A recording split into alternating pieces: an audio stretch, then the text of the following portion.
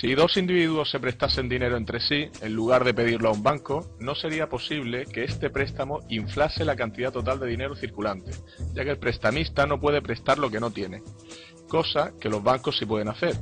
Solo los bancos comerciales y las grandes empresas pueden prestar dinero que producen por el mismo hecho de prestarlo. Irving Fisher, economista, en su libro 100% Money, 1935.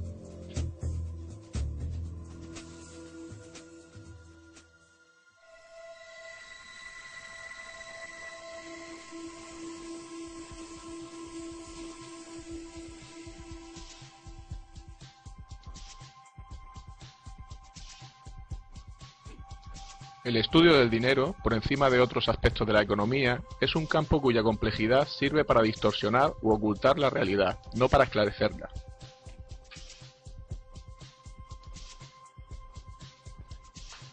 La lucha dormida, latente durante siglos y que tendrá lugar tarde o temprano, es la del pueblo contra los bancos.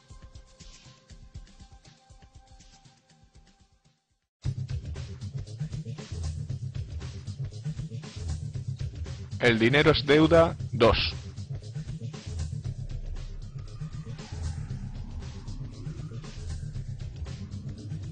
Promesas incumplidas.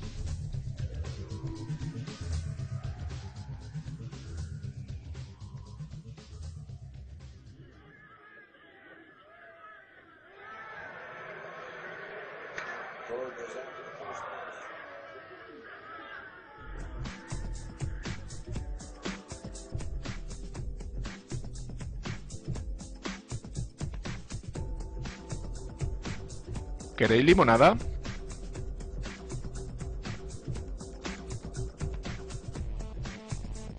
Esto es por un trabajo bien hecho.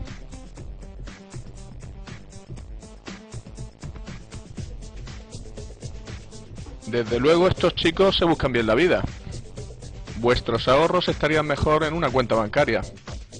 De esa forma vuestro dinero trabajaría para vosotros.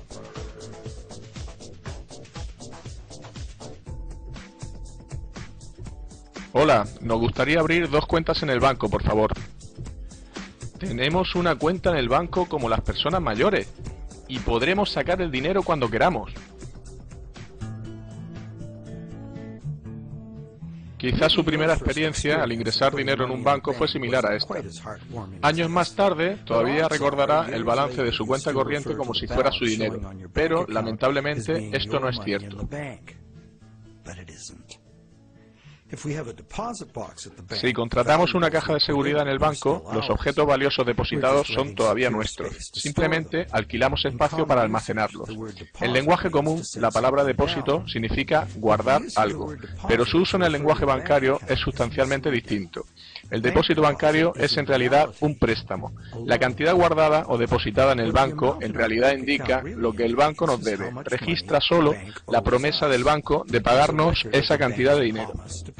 Y este hecho es importante. La verdad es que desde hace tiempo nuestro dinero se ha convertido en el dinero que el banco utiliza para hacer lo que le plazca. Todo el dinero en el banco le pertenece a él, no a nosotros. Por ello, el banco nos paga intereses por los depósitos. En realidad, prestamos dinero al banco.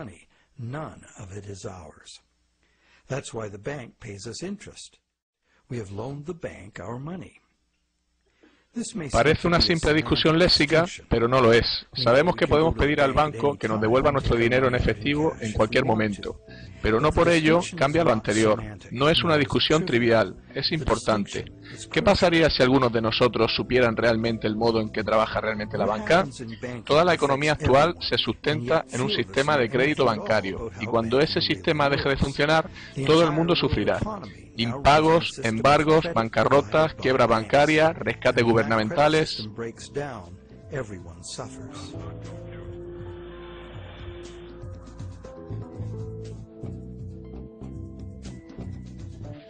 Y los expertos suelen empeorar las cosas cuando tratan de explicar las razones de las crisis económicas.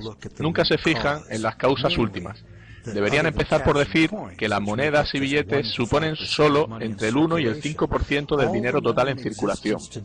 Todo el dinero que hoy tenemos fue creado en su día como capital de un préstamo bancario. Not only does this make the existence of money entirely dependent on the existence of bank credit, it makes the system as a whole bankrupt by design. Esto no solo hace que la existencia del dinero dependa de la existencia de los préstamos bancarios, sino que aboca al sistema a su bancarrota futura, ya que es imposible físicamente el pago de todas las deudas crediticias. Es por ello que el sistema bancario global camina hacia el colapso. Cada vez más gente se da cuenta de las prácticas bancarias actuales. Muchos han perdido sus casas y trabajo gracias a estos usureros modernos. Va siendo hora de que la gente entienda qué es el dinero y fuerce cambios en su modo de producirse.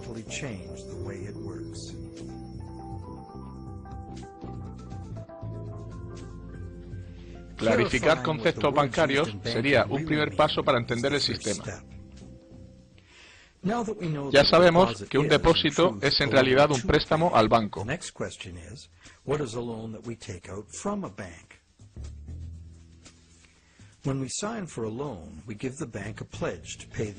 Cuando firmamos un préstamo, prometemos pagar lo prestado más un interés. A cambio de ello, el banco nos anota una cantidad en nuestra cuenta. Decimos que el banco ha puesto el dinero en nuestra cuenta. Lo único que ha hecho es hacer un apunte contable que refleja una promesa de pagarnos. Estamos hablando en realidad de un intercambio de promesas. Nadie ha dado nada al otro salvo promesas de satisfacer una deuda. Entonces, ¿quién presta y quién pide prestado en realidad? Los términos préstamo, prestamista y prestatario son realmente confusos. La verdad es que ambas partes realizan promesas de pagar, y en el proceso crearon algo llamado préstamo o dinero a cuenta, que puede ser legalmente utilizado como dinero. El crédito bancario puede ser gastado porque seguimos pensando que cada vez que depositamos dinero en la cuenta, esto incrementa nuestro balance en la misma cantidad. De hecho, si no ponemos algo en nuestra cuenta, estará vacía. De este modo, se asume con naturalidad que el dinero depositado en la cuenta es algo puesto allí. La cuenta es una promesa en sí misma de pagar el dinero en monedas y billetes. De hecho, una promesa siempre indica que no tenemos lo prometido. Si no es así, ¿para qué necesitaríamos prometerlo? Ahora ya sabemos que todos los apuntes bancarios son promesas de pago, y que el banco y el prestatario simplemente intercambian promesas, y que solo con teclear un ordenador, la cuenta del prestatario consigue un balance positivo, sin nadie depositando físicamente dinero real. Ahora conoces el origen de lo que llamamos préstamo bancario. La banca comercial crea dinero anotado cuando autoriza un préstamo, simplemente añadiendo dólares en sus libros de cuenta a cambio de una promesa de pago futuro del prestatario.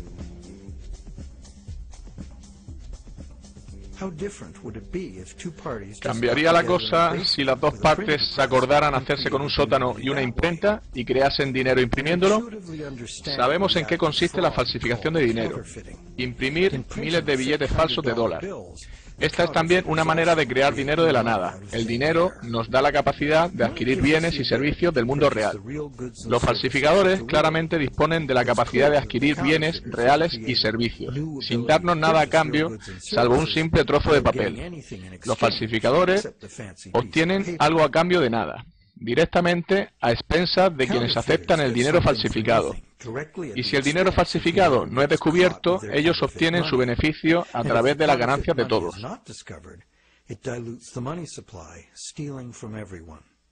Falsificar es un delito grave y es fácil de entender por qué. Subvierte la norma social elemental: no robarás. Sin embargo, pedir un préstamo bancario también crea más poder de compra. A pesar de ello, en lugar de considerarlo una forma de robo, lo consideramos la base de nuestro sistema monetario.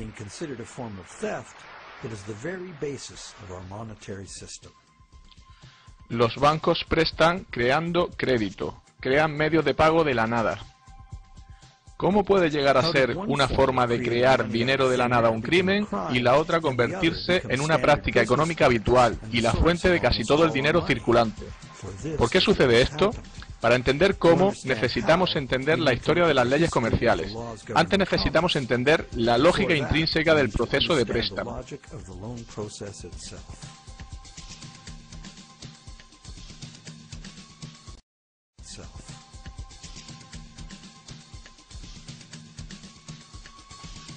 Anatomía de un préstamo.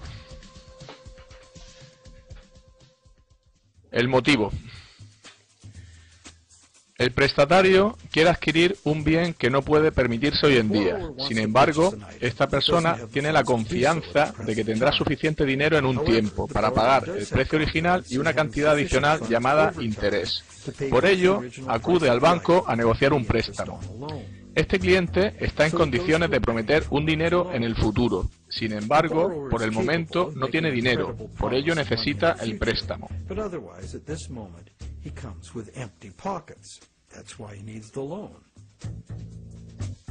El método. Todos sabemos lo que sucede a continuación. El banco consigue que el cliente firme un contrato, o en su defecto, entregará al banco el objeto que pretende comprar con el préstamo.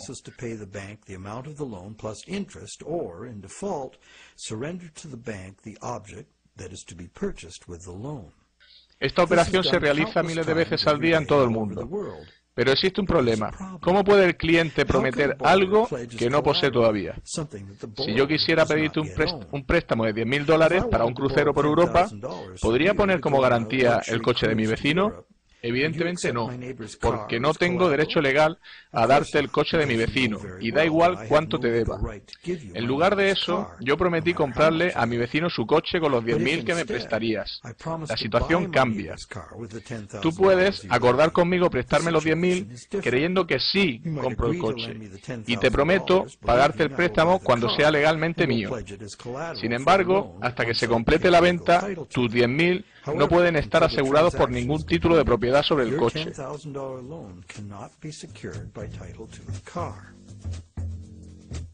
La secuencia de los problemas que vienen a continuación puede permitir evitarlos fácilmente.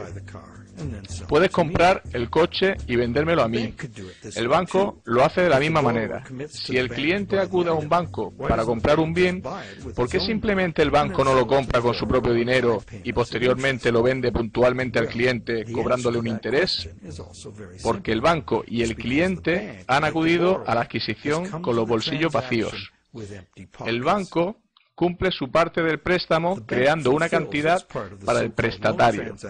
La verdad es que el autodenominado prestatario ha empeñado su cuenta adquiriendo un coche. Como consecuencia de esto, todavía no lo posee. El banco, que en teoría le ha prestado el dinero, no lo ha aportado físicamente, y si todo va bien, nunca lo hará. Aceptación del fraude. El cliente prestatario cree que los números de su cuenta representan su dinero en el banco. Como el resto de nosotros no entiende la diferencia entre dinero existente y promesa de dinero. Si de todos modos lo puede gastar, ¿cuál es el problema? Por ello, la cuestión es, ¿aceptará la vendedora del coche la promesa de pago del banco? Cierta gente puede pensar que el efectivo sale del banco del comprador. ¿Por qué? Esto se debe a que la vendedora sabe por experiencia que puede ingresar el talón en su banco e incrementar su cuenta. ¿Qué sucede a continuación?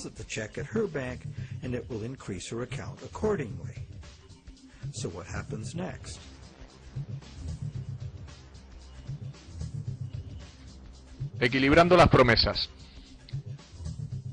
Obviamente, el banco del comprador ahora debe al banco del vendedor la cantidad del préstamo. Por ello, puedes pensar que el dinero sale del depósito del banco que da el préstamo al del banco del vendedor. La promesa del cliente prestatario se ha transformado durante la transacción en una promesa de pago al banco del vendedor. Por ello, el banco del comprador debería transferir una cantidad de dinero al del vendedor, ¿cierto? Esto es cierto solo en una pequeña parte.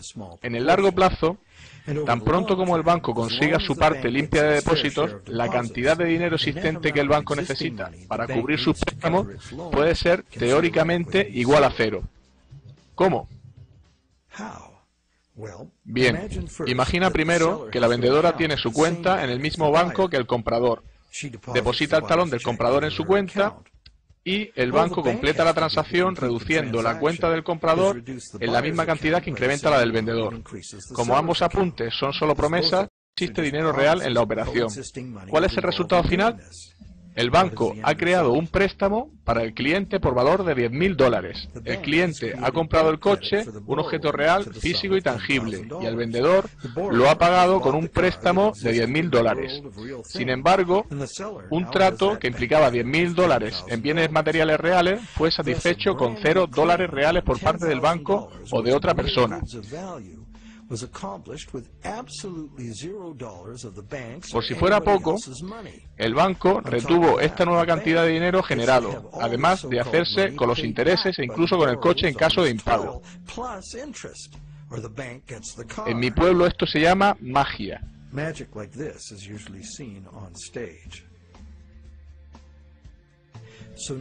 Veamos qué sucede si la vendedora deposita el talón en un banco diferente. ¿Será necesario el traspaso de fondos desde el banco del comprador? Quizás, pero casi nunca por toda la cantidad. Esto se debe a que el sistema bancario funciona como un todo. Para ilustrar esta situación, añadiremos otra transacción a este escenario. Simultáneamente, el banco de la vendedora hizo un préstamo similar a una anciana, que compró un juego de altavoces para su televisor. El vendedor de la tienda de electrodomésticos ingresó su talón en el banco, de tal forma que este tercer banco hizo un préstamo similar ingresado en el banco del prestatario original. Cuando los balances fueron conformados, los bancos no se debían nada entre ellos. Aunque hubiese diferencias, serían una pequeña porción del total de crédito creado. Por lo tanto, los bancos prestan a sus depositantes cantidades de dinero mayores de las que ellos mismos necesitan para hacer préstamos. Esto se debe a que los bancos necesitan, a su vez, pedir prestado a otro banco para activar su propio crédito siendo depositado en dichos bancos. Los bancos son capaces de hacer nuevos préstamos y crear cantidades de dinero ligado a deuda debido a que los bancos mantienen sus balances crediticios con créditos entrantes. Generalmente, este dinero no vuelve a salir de los bolsillos del banco. El banco puede invertir fondos propios en bonos empresariales y gubernamentales u otros instrumentos financieros.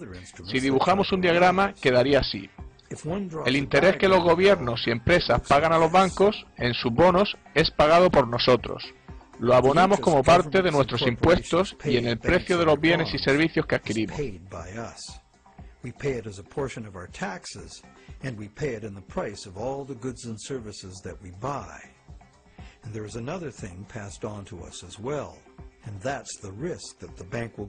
También nos sucede que el banco puede quebrar y no ser capaz de satisfacer sus promesas de pago. Ahora te preguntarás, ¿cómo puede un banco ir a la quiebra si no puso dinero en primer lugar? ¿Qué pueden perder ellos? La respuesta es que los bancos no son lo mismo que los falsificadores. A los bancos se les permite crear nuevo dinero, pero solo sirviéndose de reglas contables. Solo pueden fabricarlo anotando la deuda del prestatario como un activo.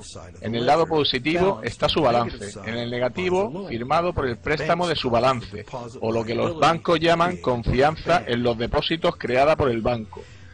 Cuando un cliente cae en el impago, el activo que aseguraba la transacción es embargado por el banco y vendido. En un mercado a la baja es muy común que el nuevo valor del bien no cubra el valor del dinero que el banco prestó, ya que éste se basaba en un valor previo superior. Esto debe mostrarse como una pérdida en los libros contables. Cuando los embargos suben y el mercado inmobiliario colapsa, el valor de los bancos se evapora de forma colateral, a medida que las casas bajan de precio, exponiendo al banco a enormes pérdidas. En verdad, solo se trataba de números creados de la nada, pero los bancos deben actuar conforme a dictados de esos números, y las consecuencias de que un banco vaya mal pueden incluir parálisis económica, desintegración social, caos financiero total, hambre y guerra. Quienes viven de los números pueden también morir a causa de ellos. Es terrible pensar en cómo una calculadora puede escribir un epitafio.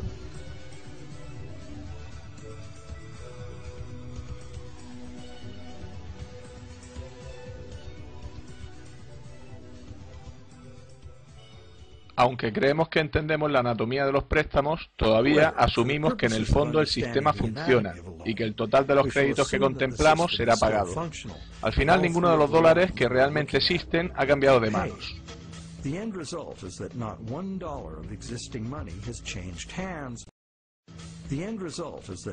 Pero 30.000 nuevos dólares de dinero crediticio fue creado y gastado, y cada uno de los 3 bancos consiguieron intereses por valor de 10.000 dólares.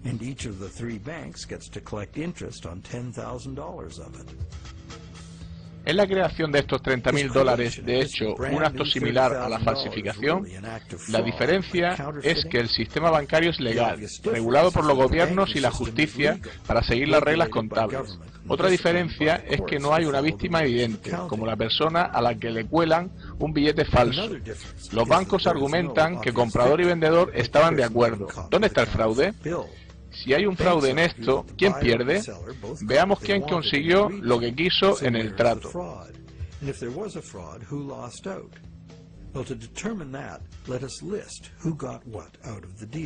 El que pide prestado consigue el bien que desea en términos que está dispuesto a aceptar. Puede, maldiga haber pedido un préstamo cuando haga frente a los intereses, o quizá viva felizmente agradecido de haber conseguido el préstamo.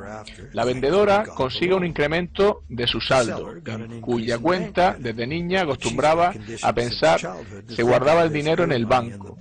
Confía que podrá gastarlo cuando sea necesario y a voluntad. Lo que a la vendedora le importa es que le paguen todo. Está contenta.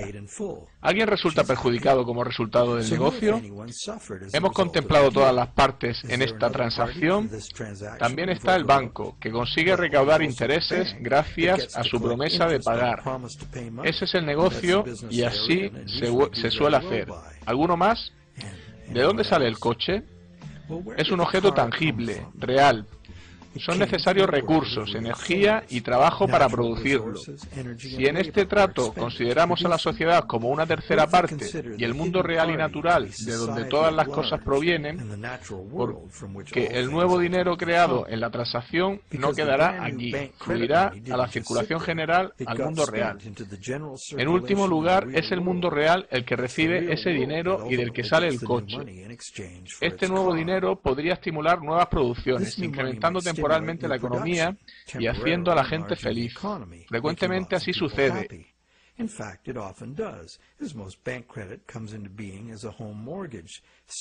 Y la mayoría de los préstamos son hipotecarios. Sin embargo, después de este uso productivo inicial, este nuevo dinero creado reaviva el flujo monetario porque reduce el poder adquisitivo de la mayoría de los consumidores una ínfima cantidad. En contraste a esto, una falsificación tiene víctimas concretas. Aquí todos perdemos, porque la sustancia real del préstamo, el coche, fue extraído de la economía hace tiempo por una ligera pérdida de valor del dinero de todos. El descenso del poder adquisitivo de los ahorradores, debido a la inflación, es mayor que el de aquellos que se dedican a gastar.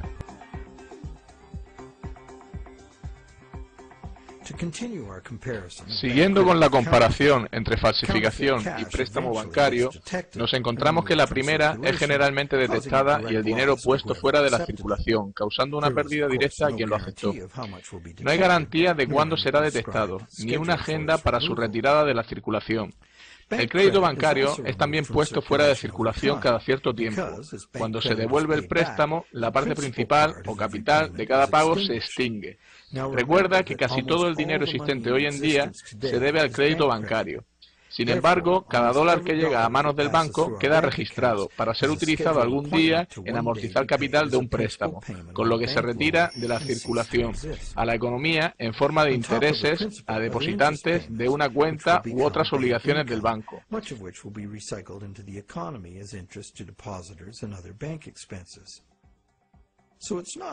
No parece claro que eso sea falsificar dinero.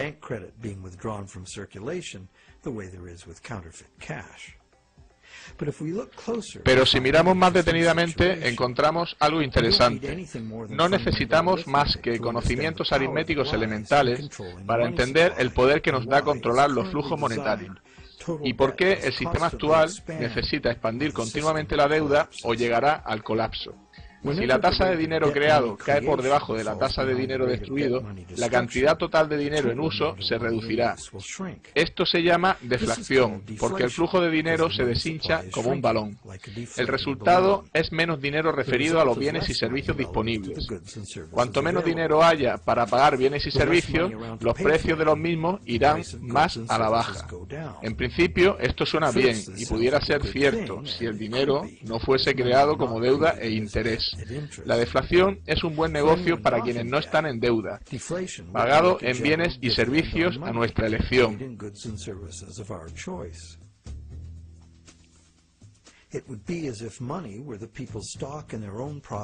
Esto sería correcto si el dinero estuviera en manos de la gente, las empresas, el país. La gente no pediría aumento de salarios. Si un país fuera globalmente más productivo, sin embargo, todo el mundo saldría ganando automáticamente porque su dinero valdría más. Sin embargo, este no es el efecto que la deflación tiene en un sistema, donde el dinero se origina en forma de deuda o interés. Más del 95% del dinero actual deriva de la deuda a los bancos. Como hemos visto, la parte principal o capital del mismo es la creada, no el interés. En el lapso de tiempo entre la creación del dinero y su devolución, y mientras devolvemos los intereses al banco, la mayoría de nosotros puede mantener parte de sus pagos mientras el flujo monetario se incremente. Sin embargo, si el flujo monetario o la deuda total desciende, el dinero es más difícil de ganar debido a su escasez, y los pagos fijos son más difíciles de satisfacer.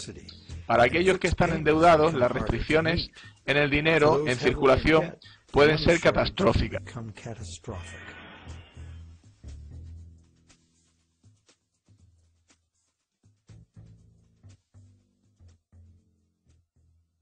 La economía mundial descansa en el consumidor. Si deja de gastar el dinero que no tiene en cosas que no necesita, estamos acabados.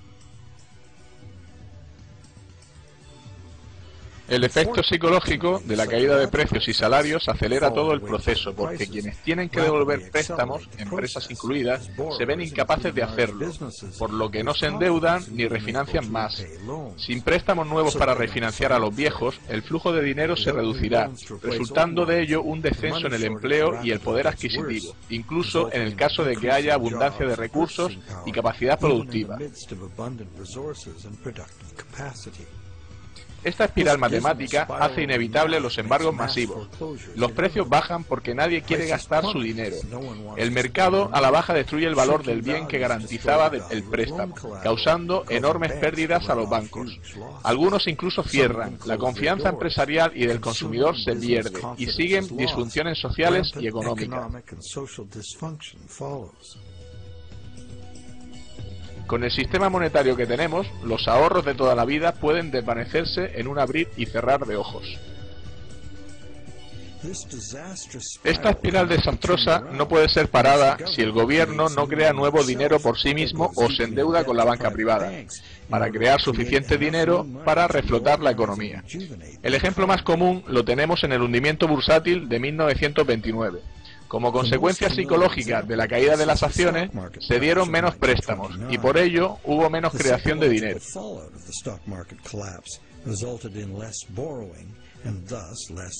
La Reserva Federal no hizo nada para evitar la deflación y en 1932 el flujo de dinero se había reducido a un tercio. Mucha gente perdió su hogar porque el dinero para pagar las letras de su piso simplemente no existía. En 1932, Franklin Delano Roosevelt llegó a la presidencia de Estados Unidos. Su New Deal se basó en recuperar la economía restaurando el flujo monetario. Para contrarrestar las restricciones monetarias, pidió préstamos a la banca privada. Las fábricas comenzaron a contratar, pero solo cuando la guerra llegó se dieron cuenta de que serían necesarios trabajos e inversiones económicas fuertes para ganarla. Paradójicamente, fue el dinero gastado en la Segunda Guerra Mundial el que terminó con la Gran Depresión. La guerra también causó 50 millones de muertos y condujo a un frágil equilibrio de poder internacional, a una carrera armamentística y devastadoras transformaciones sociales y tecnológicas.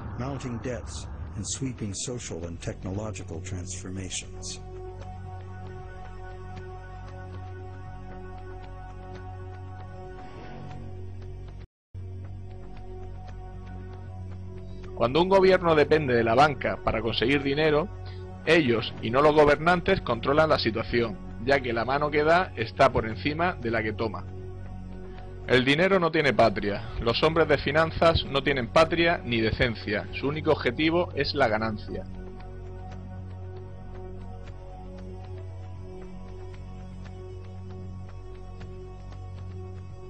No volvería a hacer la guerra en favor de ciertas inversiones deleznables de los banqueros. Solo hay dos cosas por las que vale la pena luchar: para defender nuestros hogares y por la Carta de Derechos de nuestra Constitución. Hacer la guerra por cualquier otra razón es simplemente un crimen. No hay nada para nosotros salvo caer cada vez más profundo en deudas con el sistema bancario para conseguir las cantidades de dinero cada vez mayores que la nación necesita para su expansión y crecimiento. Nuestro sistema monetario no es mejor que una trampa. El poder del dinero que ha sido capaz de eclipsar a los responsables gubernamentales no es simplemente el poder de las grandes fortunas, sino que es nada más y nada menos que una nueva técnica de destruir dinero añadiendo y retirando anotaciones en cuentas bancarias, sin el más mínimo interés por el bien de la comunidad o el papel que el dinero debería tener en ella. Permitir que eso derive en beneficios a particulares es crear primero un brazo secreto e ilegal del gobierno y por último un rival con fuerza suficiente para subvertir cualquier forma de gobierno. Un sistema monetario justo es la única alternativa. El ciclo de bonanza y pérdidas económicas es generalmente llamado ciclo de los negocios, como si fuera algo natural, como el ciclo del carbón o el agua. Estos ciclos naturales son dirigidos por el sol, pero ¿qué guía el ciclo de los negocios? Una respuesta es la creación y flujo de dinero, que como vemos depende de los préstamos. Veamos lo que pasa durante el periodo de vigencia de un préstamo. Ya sabemos que un préstamo no es más que la promesa de pagar de un banco, que el banco crea en su libro de cuentas. Eso es lo que sabemos. La promesa de pago del banco es generalmente gastada en un bien o servicio, y se le permite circular, haciendo fácil y sencillo el intercambio de estos bienes o servicios. Como medio de intercambio, hoy prometemos pagar dinero. Making the efficient exchange of goods and services easier to accomplish. As a medium of exchange, today's Nada supera su usabilidad y flexibilidad. Sin embargo, no se crea dinero para pagar el interés, con lo que se trata de una situación a la larga imposible de resolver. Es decir, si los prestatarios tuvieran que pagar todo el interés que se debe de golpe, tendrían que luchar por una cantidad de dinero circulante existente, que sería en todo caso inferior a lo que deben. El porcentaje que sería incapaz de cancelar sus préstamos sería simple de calcular. Sin embargo, el interés generalmente se paga a lo largo del tiempo y no de una vez. Si los ingresos por intereses revirtiesen al flujo económico como gasto, estarían disponibles para ser gastados repetidamente. Entendido esto, es relevante saber si los intereses son de hecho impagables.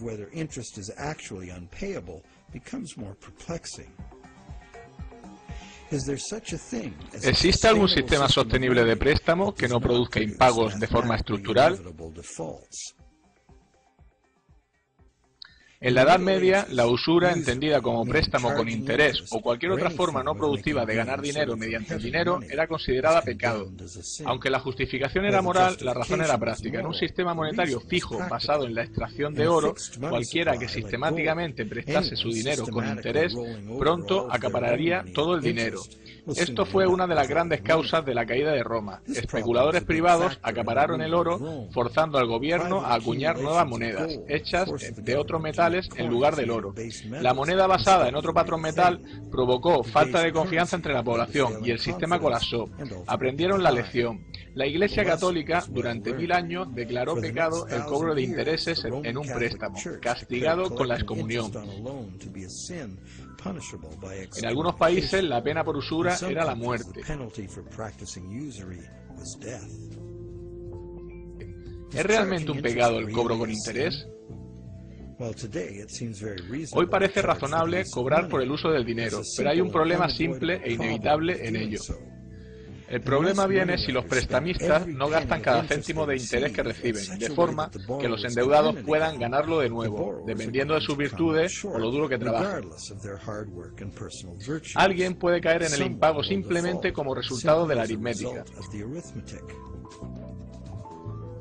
Esto es fácil de ilustrar con un flujo determinado de dinero que viene del oro. Tan pronto como todas las monedas que conforman el interés son gastadas y los prestatarios pueden ganarlas, las mismas monedas son usadas para pagar una y otra vez el interés.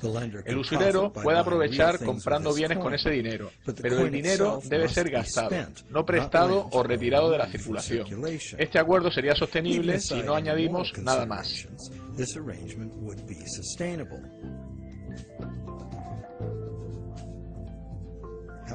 Sin embargo, si las monedas que eran parte del interés son represtadas como interés, son eliminadas de la circulación o guardadas, va a existir una falta de circulación de moneda para pagar las deudas.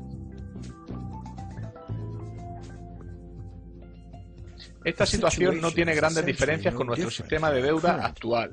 Como hemos visto, cada dólar creado hoy día proviene de una deuda. Después será cancelado por un pago por el valor del principal del préstamo con el que se creó.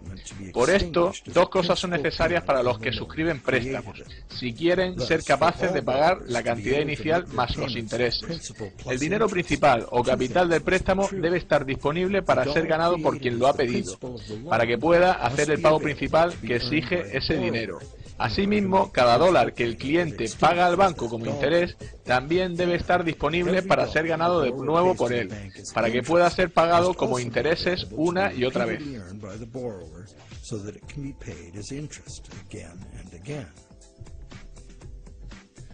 Hay un dicho que ha ganado popularidad acerca de los préstamos, y es que como los bancos gastan el rendimiento de las operaciones en interés para depositarios y en forma de dividendo para sus accionistas, en realidad existe suficiente dinero libre en circulación para realizar todos los pagos.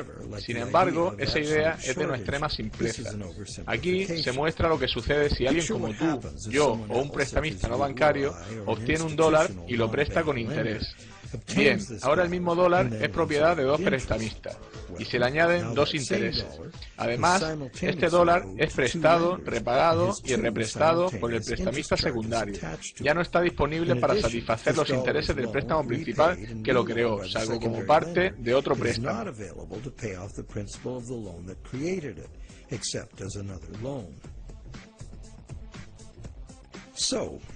Entonces, ¿podemos pedir prestado a Peter para pagar a Paul y a la inversa? Esto se pone interesante. Sí podemos. Sin embargo, cada vez que hay un préstamo hay que añadir un interés que también ha de ser satisfecho. Si es posible ganar estas cantidades de interés, todos los pagos serán realizados. En esto basa muchos economistas y defensores del modelo actual. Arguyen que no puede haber una escasez de dinero y que los pagos pueden realizarse. Pero se trata de un axioma falso. Por ejemplo, si prestamistas secundarios consiguen cantidades de este dinero, el dinero será prestado una y otra vez, de forma perpetua, siempre con interés. Cada vez se añadirá una cantidad que será imposible de pagar. Esa es la razón por la que cada interés se carga en el sistema como un todo. It stands to reason that for each added interest charge in the system as a whole, something extra is demanded. Algo extra del sistema en su conjunto sería necesario para que fueran pagables. Esto afecta tanto a productores, gobiernos y consumidores. La competición para vender más necesita bajar los precios para conseguir mayores ventas y nos lleva a la superproducción y saturación del mercado. Como consecuencia, puede crecer el desempleo, cerrar factorías y haber bancarrotas.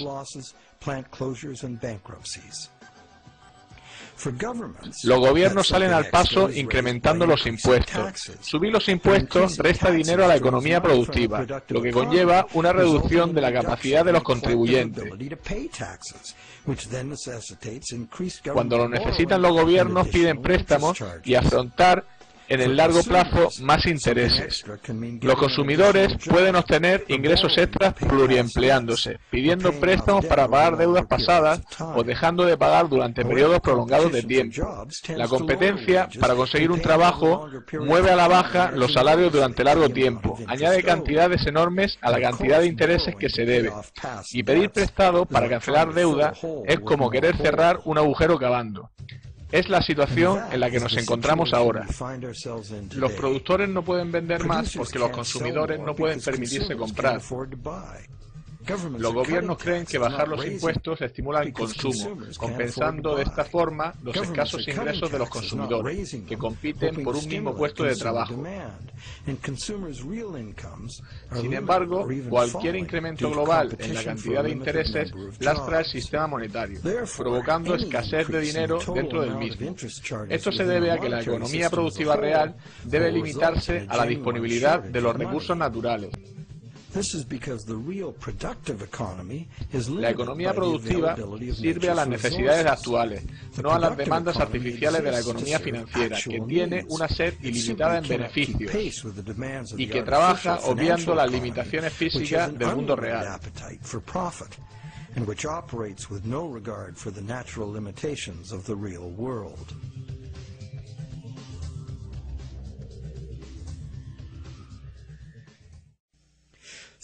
Creer que siempre habrá dinero para pagar los intereses pudiera parecer razonable. Sin embargo, está lejos de ser cierto. Debería serlo al 100%, pero es imposible. Por un lado, existen muchos prestamistas secundarios que no son bancos y añaden sus tipos de interés al dinero que ya está cargado con él.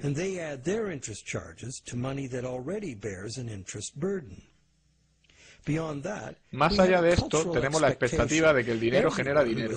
Se fabricaría y estaría en condiciones de ser ganado el dinero necesario para gasto, en lugar de ser prestado con usura o invertido para obtener ganancias. Sin embargo, podemos concluir que esas dos condiciones, que deberían ser verdaderas para todos los deudores de préstamos, tanto en el capital como en el interés, y que por eso estarían en condiciones de cancelar su deuda, no se dan en el sistema actual. No existe en el sistema actual restricción alguna a la refinanciación por terceros del dinero que fue creado como préstamo. No existe intención alguna de los bancos de poner las ganancias a disposición de los deudores para ser ganadas y que puedan pagar sus deudas. Muy al contrario, los bancos invierten esos beneficios en conseguir más beneficios. Pero no solo son los bancos los causantes de esto. Cualquiera que entre en el ciclo del préstamo contribuye a hacer más grande la burbuja, a expensas de quienes no serán capaces de conseguir dinero para cancelar sus deudas y que se verán obligados a refinanciarlas hasta ser embargados. Una bola de nieve mayor se agranda más rápido. De la misma forma, crecen los intereses en un préstamo mayor. El rico se hace más rico y el pobre se hace más pobre.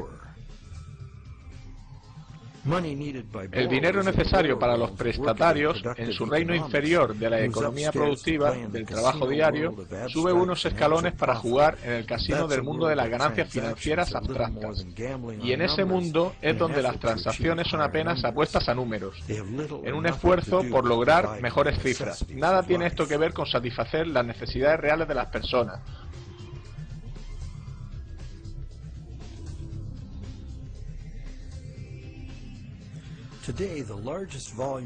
Hoy la mayor cantidad de dinero está cambiando de manos, como si de un juego de azar se tratara. Las bolsas, el mercado de la deuda y otros elementos financieros son manejados por bancos y fondos de inversiones para obtener el máximo beneficio posible. El volumen del comercio en los mercados de divisas extranjeros en una sola semana sobrepasa el volumen total del comercio mundial de bienes reales en un año. El dinero está continuamente manejado por especuladores, buscando beneficios en las fluctuaciones monetarias que existen solo en la economía de casino en que se mueven. ¿Y en qué medida es impagable el monto de intereses de la deuda de hoy? Solo podríamos saberlo con certeza juntando todo el dinero del mundo. Con 6.000 millones de personas ganando, gastando y pidiendo y dándose préstamos, los flujos monetarios internacionales son casi tan complejos como las corrientes oceánicas. Son impredecibles. Pero la dirección es bastante clara y simple. La misma vieja historia. Los ricos están incrementando más y más sus apuestas en la economía, en donde sus clientes prestamistas no tienen apenas oportunidad de lograrlo.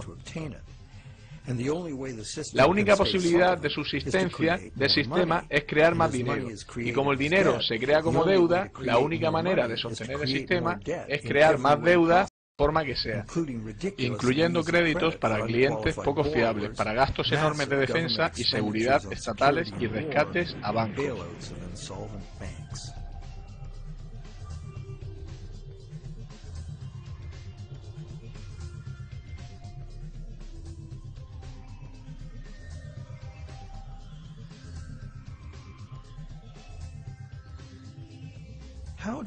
¿Cómo el ciclo de crédito individual se convirtió en un fenómeno conocido como ciclo de los negocios? El ciclo del préstamo individual puede ser descrito así. Primero, hay un estímulo económico razón del desembolso inicial. A esto le sigue la inflación, ya que el nuevo dinero básicamente rescata el flujo de dinero. Eventualmente, a la inflación le sigue la deflación. Las refinanciaciones de préstamo gradualmente van extinguiendo el dinero circulante. Mientras el ciclo del préstamo individual coincide, ambos ciclos pueden suavizarse, pero crea una oferta de dinero y precios bastante estable, aunque al menos en parte es necesario el incremento del flujo de dinero, ya que el dinero para pagar el interés no fue creado. Este es el modelo en el que se basa nuestra economía. Evitar espirales deflacionarias y mantener a raya la inflación constituye el arte de la economía, que se define ampliamente como lograr la llamada estabilidad de precios.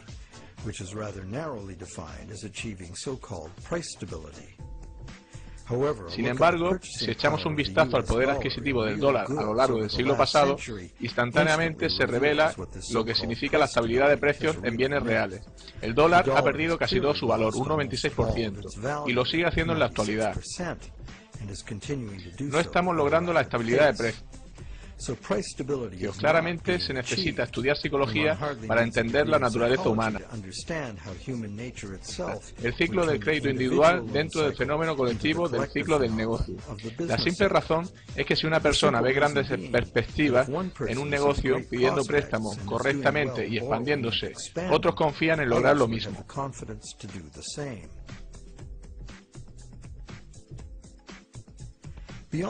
Más allá del efecto psicológico, si un negocio se basa en la expansión del crédito, sus proveedores y distribuidores necesitan hacerlo también, o perderán el negocio en favor de alguien que lo haga. El mismo efecto podría darse en el caso de una compañía que no encuentra crédito. Por lo tanto, es previsible que los ciclos individuales de préstamo tengan un recorrido paralelo entre ellos, en lugar de darse al azar, y cuando lo hacen a mayor escala estamos ante el llamado ciclo de los negocios,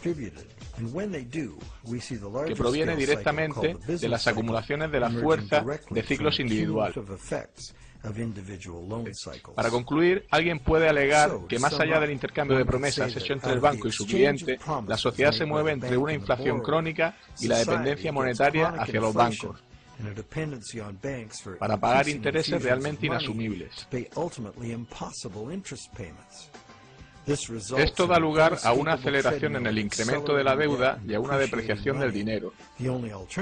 La única alternativa sería un colapso deflacionario de la economía, seguido de un caos social o una guerra. Esta situación tan insana contagia a la sociedad y la debilita a todos los niveles. Somos como adictos. La solución no es consumir más heroína, sino más y más dinero prestado. Y eventualmente nuestra capacidad colectiva para prestar y refinanciar préstamos está agotada. Ello nos lleva a expandir el crédito hacia nuevos mercados, creando esencialmente un instrumento para conducir a más personas hacia una deuda perpetua.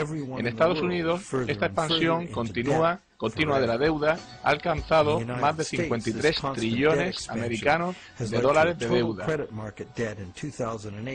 lo que supone unas 5 veces los ingresos anuales de todo el país. ¿Está el mundo feliz del final de esta transacción crediticia? Seguramente no. En realidad vivimos ajenos al origen de los problemas. La banca actual es un sistema ilusorio, basado en la falsificación y que busca el control social. ¿Qué pasa con los bancos? ¿Cómo consiguen ganancias como resultado de esto?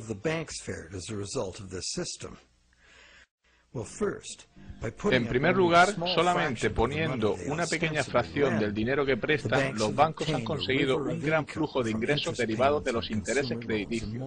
En segundo lugar, usando su poder crediticio para comprar grandes cantidades de bonos gubernamentales y empresariales, y de esta forma controlan los gobiernos y la industria.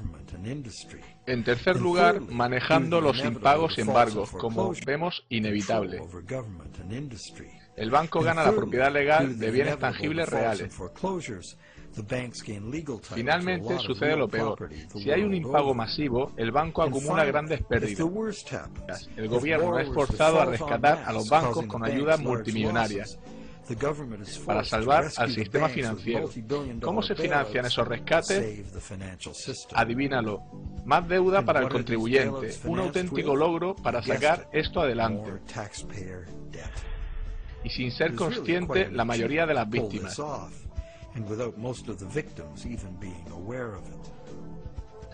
Si estás pensando que debería haber una ley, en realidad hay un conjunto de ellas que legaliza esto.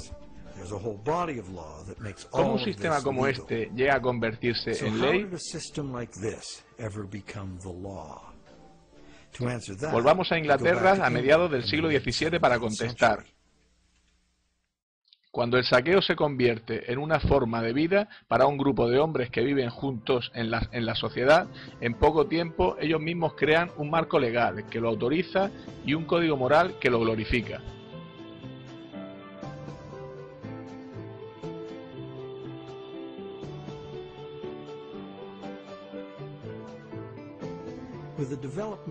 Con el desarrollo de mejores embarcaciones y las nuevas exploraciones que permitieron, el comercio se expandió rápidamente. Para desarrollar el comercio sobre largas distancias y periodos prolongados de tiempo, los contratos escritos se hicieron más y más imprescindibles y sofisticados. Bajo la ley inglesa había quedado establecido hace mucho que un contrato habría tenido lugar si algún bien real ha cambiado de manos. Un traspaso de bienes o derechos en propiedad fue el quid del intercambio, y eso fue lo que el juzgado evaluaría con imparcialidad, no solo las palabras en el documento. Un contrato por el cual no ha habido intercambio de bienes reales o derechos de propiedad era facto o nulo, y podría ser declarado así por un juzgado. Así, un contrato en el que un coche fue puesto como garantía ni siquiera sería posible calificarlo de contrato. Ninguna ley común lo pondría en valor. Además, en el caso de una disputa sobre un contrato de derecho común, solo alguien que de hecho había dado consideración a la transacción. En otras palabras, solo aquel que envió los bienes tenía el derecho a pedir ante un tribunal para satisfacer el contrato por la otra parte. Este derecho no era transferible a un tercero.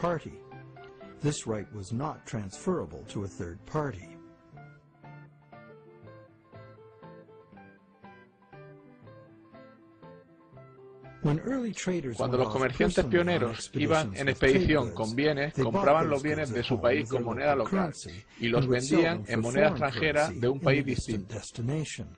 Con este dinero compraban bienes locales en ese país y los traían de vuelta al suyo para venderlos en la moneda local. Bastante sencillo. A medida que el comercio se sofisticó, los comerciantes se hicieron sedentarios. Simplemente contrataban barcos para realizar envíos. Esto dio a los comerciantes la libertad de importar mercancías de diferentes países, a los que ellos exportaban mercadería de su país. Sin embargo, sobrevino un problema. Los bienes exportados habían sido pagados con moneda extranjera, cuyo valor necesitaba ser gastado en algún lugar. Mover dinero en moneda conllevaba un enorme riesgo de robo, así como la pérdida de cierto valor en su conversión en un país diferente.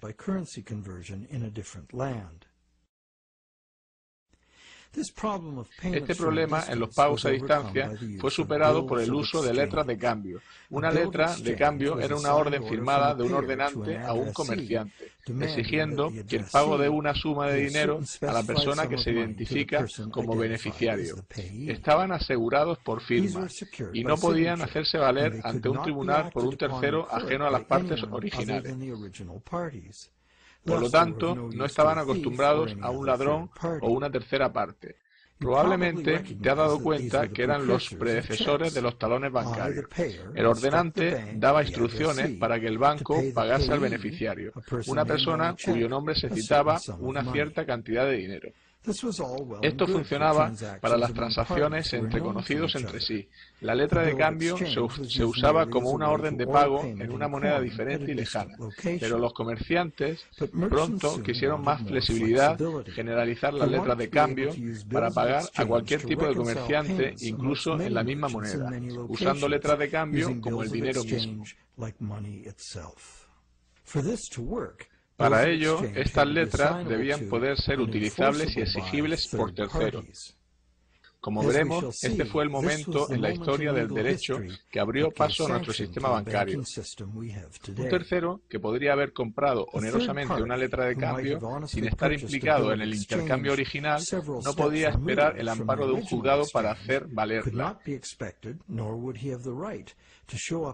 Y en base al contrato cobrar la deuda. Este hecho hizo que las letras de cambio de terceros fueran un riesgo inaceptable. Para poder seguir usándolo y garantizar su pago, esencialmente equivalentes a dinero, la ley debería ser revisada para contemplar este incipiente instrumento. En Inglaterra, por una serie de decisiones legales desde 1664 a 1999, este problema fue solventado imprimiendo letras cambiables por terceras partes.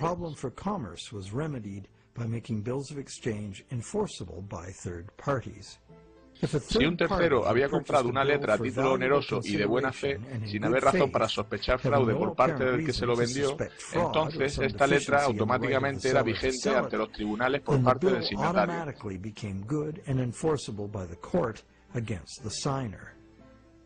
¿Qué significa este cambio? Significa esencialmente que cualquier letra de cambio se consideraría legítima una vez vendida. Las letras de cambio y otros tipos de promesas firmadas de pago podrían ser traspasados y hechos valer en un juzgado, exceptuando los talones, justo los que los mercaderes querían. Ahora los contratos de deuda podrían ser vendidos como cosas y hacer negocios sería mucho más fácil. No solo eso, sino que abrió un nuevo mercado para los buscadores de ganancias, comerciando con letras de cambio propias. El mercado de la deuda había nacido.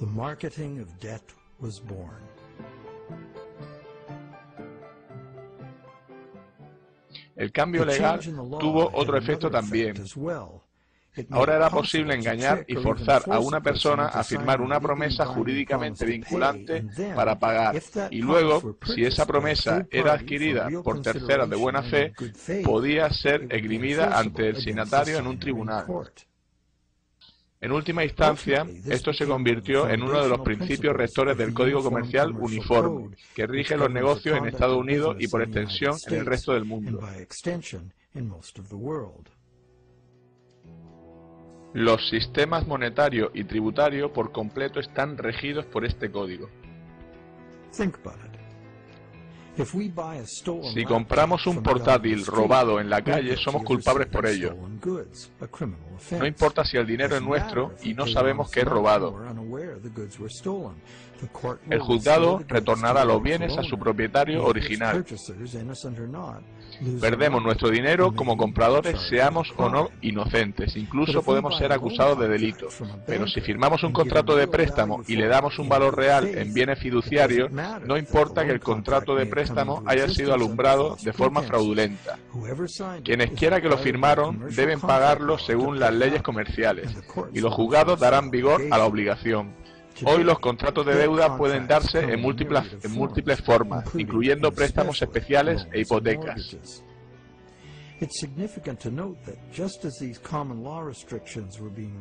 Es relevante saber que tras eliminarse las restricciones legales, fue fundado el nuevo Banco de Inglaterra.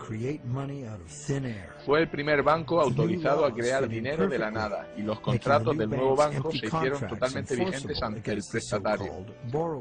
El banco obtiene beneficio de los intereses de todo el dinero que creó de la nada.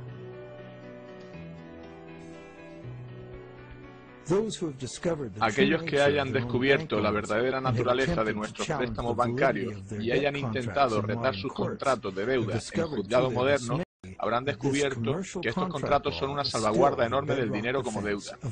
El banco debería haber vendido el contrato de préstamo original a una tercera parte por el valor, y aunque ese tercero es a menudo solo una empresa hermana del banco, todo lo que importa al juez es quién tiene el documento, qué pone y por quién está firmado.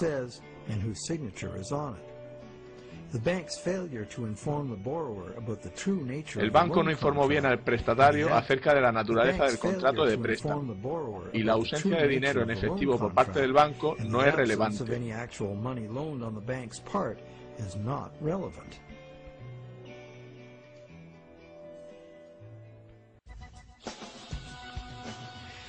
Y para concluir nuestra investigación, parece que las prácticas de la banca moderna descansan en diferentes violaciones de las leyes y el sentido común, así como de la justicia natural. La primera violación es el fraude que comete el que presta, al apropiarse de una propiedad que no posee todavía, y el banco es cómplice, ya que a sabiendas acepta la promesa fraudulenta como soporte para el crédito que crea. La segunda violación es la negativa del banco a revelar la verdadera naturaleza del contrato. El banco lo llama préstamo, lo que lleva al endeudado a pensar que le están prestando una cantidad de dinero.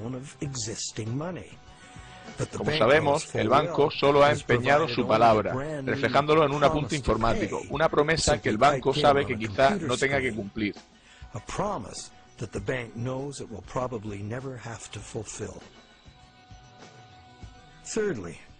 En tercer lugar, el contrato de préstamo debería ser inválido, porque los contratos imposibles son legalmente inválidos.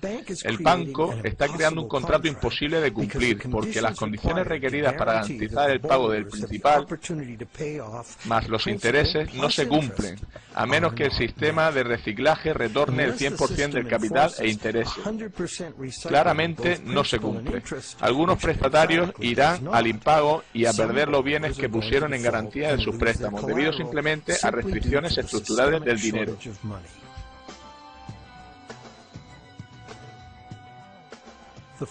La cuarta violación es la de la ley natural por el derecho contractual, la que confiere legitimación automática a cualquier contrato si el mismo es vendido a terceros por un valor considerable. Alguien que no posee algo no puede darlo mejor que quien sí lo posee. Pero quizá el mayor fraude de todos es que la mayor parte del pueblo que produce la riqueza real del mundo está en deuda y en riesgo de perder todo lo que han trabajado en manos de los bancos, que han convertido el dinero en meras promesas de pago. ¿A dónde nos lleva esto? Somos rehenes de una economía que crece cada día más rápido. Para mantener el sistema es necesario un flujo monetario.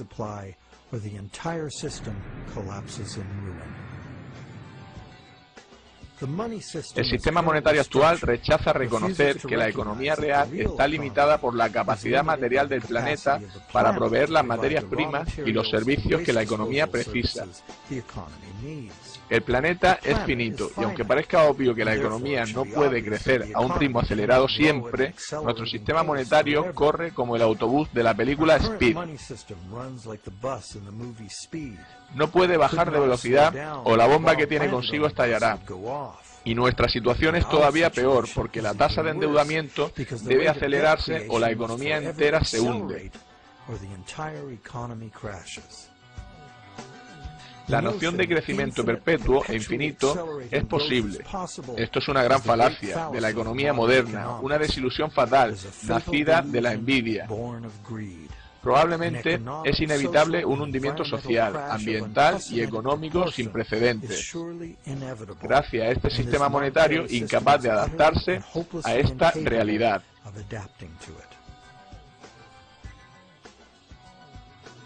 El sistema monetario necesita ser reconstruido desde el mismo suelo.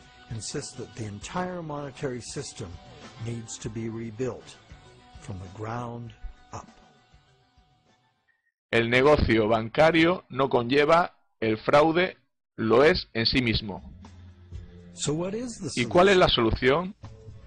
Mucha gente sugiere volver al patrón oro como referencia de las emisiones de moneda. Argumentan que el oro es la verdadera moneda, con un valor inherente. El principio subyacente aquí es que el dinero es valioso debido a su escasez, del mismo modo que el oro es escaso. La norma general dice que aquellos que sostienen esta visión creen que el dinero debería existir independientemente del gobierno. Hay otra escuela de pensamiento diametralmente opuesta, que piensa que la creación del dinero debería ser monopolio del gobierno. El gobierno, que representa al pueblo, debería gastar el dinero pensando en el interés público, por lo tanto con respaldo de la moneda, y simplemente gastar el dinero que se tiene. El gobierno nunca necesitaría endeudarse o pagar intereses. Si los gobiernos gastasen sin límite, la moneda perdería valor y para prevenir la inflación, la moneda necesitaría ser eliminada. Se podría garantizar usando varios impuestos y tasas.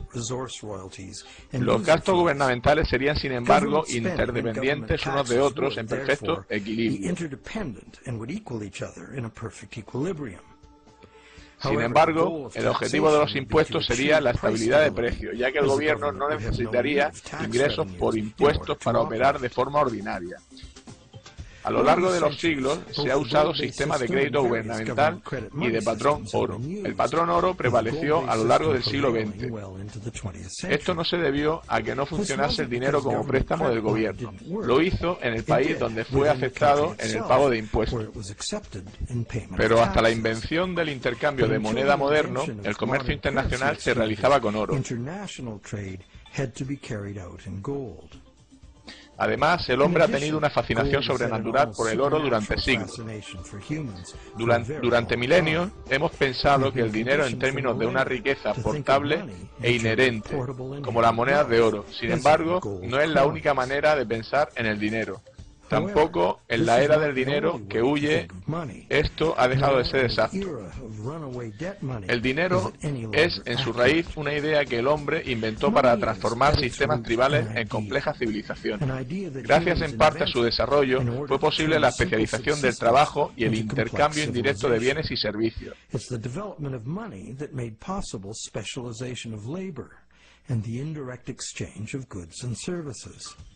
La historia del dinero va desde el trueque, pasando por las monedas y los billetes apoyados en oro, al dinero digital y ahora en las promesas de pagar ese dinero electrónico.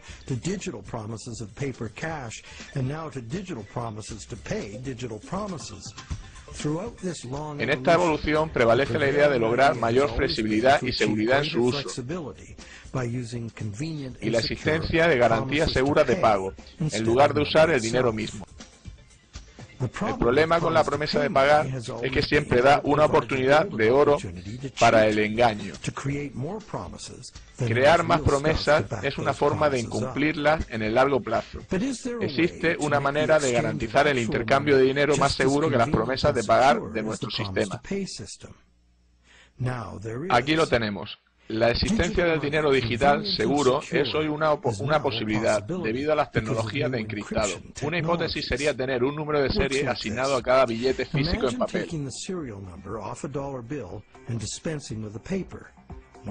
¿Qué tienes? Un dólar digital. Un dólar digital que puede ser transferido a cualquier parte del mundo por ordenador, de forma fácil y seguro como promesa de pago. Pero, y este es un gran pero, el dinero digital, aun siendo electrónico, es tan bien como el metálico.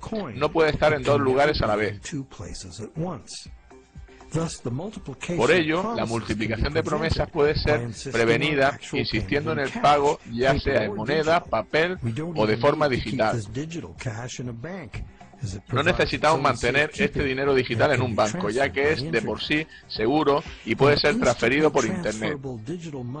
Como dinero transferible, de forma instantánea, podría incorporar funciones inteligentes imposibles para otros tipos de moneda. Por ejemplo, calcular su propio valor mediante una fórmula matemática, eliminando la especulación, manipulación o errores humanos, por ejemplo.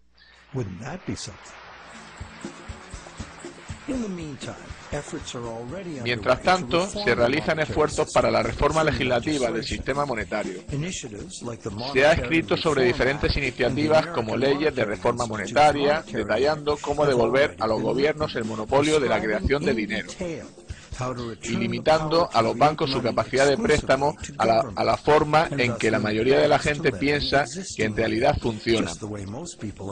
Siempre se han planteado reformas de este tipo y siempre perseguían la misma idea. Los beneficios de la puesta en circulación de dinero pertenecen al pueblo.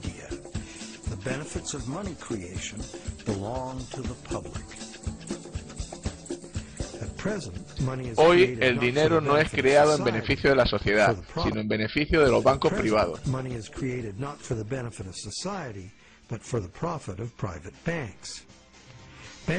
A los bancos les encanta crear cantidades enormes del mismo, puesto que así consiguen recaudar más dinero en intereses y llegan a ser más ricos.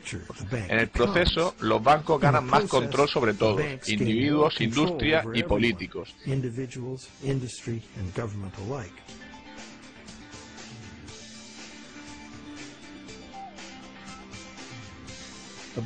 El dinero abundante conduce a burbujas especulativas que frecuentemente hace a quienes están dentro del sistema más ricos. Estas burbujas inevitablemente explotan por cada petición de interés impagable. Hay muchos perdedores, gobiernos incluidos, que además de verse cargados con la crisis y deudas enormes, deben aumentar los impuestos para rescatar a los bancos, que son parte del problema. De otra manera, el sistema se hundiría.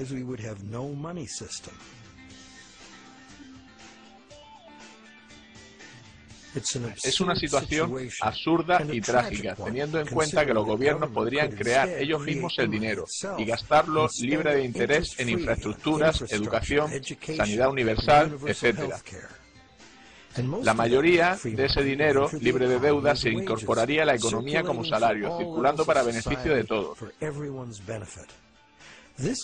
Este tipo de dinero abundante apoyaría una economía productiva revigorizada en la que los ahorros de la gente podrían basarse en préstamos reales basados en dinero existente. El origen del dinero está en el intercambio de bienes reales. Sin el valor que se le da en el mundo, el dinero no es nada. Como hemos visto, en el mundo real, es el mundo real el que hace el préstamo, no el banco. Las personas, su trabajo y las materias primas y los animales son la fuente de la riqueza real. Asimismo, la creación de dinero y sus beneficios pertenecen al interés público, no a la banca privada. ¿Qué hay del interés? Como hemos visto, los intereses nos crean un problema aritmético que solo se puede solventar de tres maneras.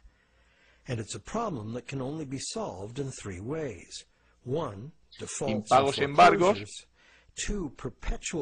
deuda perpetua del suministro monetario o la única solución preferible, un reciclaje al sistema del 100% del interés como en forma de gasto de los prestatarios.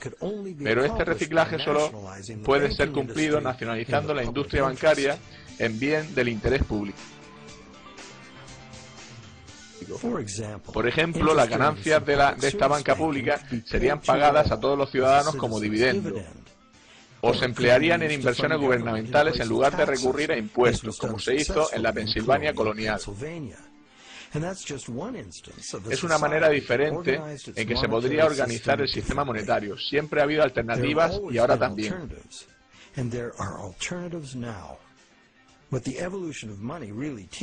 Lo que la evolución del dinero nos enseña es que el valor real del dinero es muy simple y sencillo. Hay diversas maneras de crear dinero útil. Por ejemplo, el dinero puede ser simplemente una promesa privada de pago, una promesa del dueño de un bien o servicio, como el intercambio de tiempo o el sistema LED.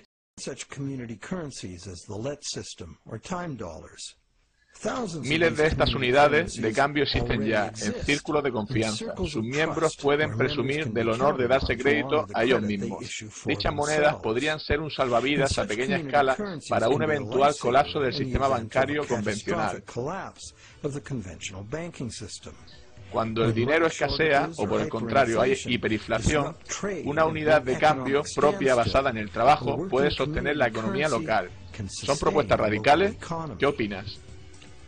Existen retos sin parangón ante nosotros. Jamás el crecimiento exponencial nos permitirá sostener una deuda monumental que debe incrementarse para prevenir el derrumbe del sistema cual castillo de naipes. Afrontaremos incrementos en la desigualdad en el acceso a la sanidad, la deuda que es ya asfixiante, las quiebras bancarias y catástrofes sociales y medioambientales. Si no cambiamos radicalmente el curso, debemos transformar nuestro sistema monetario para adaptarnos al futuro. En primer lugar, necesitamos estudiar diseños monetarios que se puedan adaptar a un retroceso económico profundo, sin inducir a embargos y bancarrotas masivas.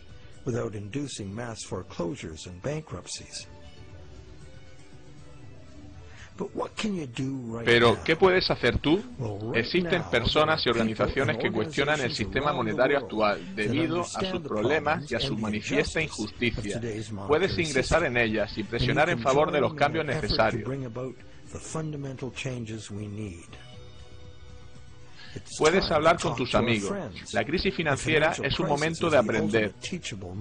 Cuando los gobiernos tienen que rescatar a los bancos que antes prestaban dinero, las contradicciones, el fraude y las fallas fatales del sistema actual resultan evidentes. Las soluciones también están ahí si miramos detenidamente. No podemos permitirnos hacer ajustes al sistema actual, puesto que no lo salvarán. Son necesarios cambios radicales, buscando el bien de todos, no el beneficio y control de unos pocos. Debemos dejar atrás nuestras percepciones erróneas y desenfocadas para hacer esos cambios, afrontar el reto de una transformación completa. La realidad está ahí.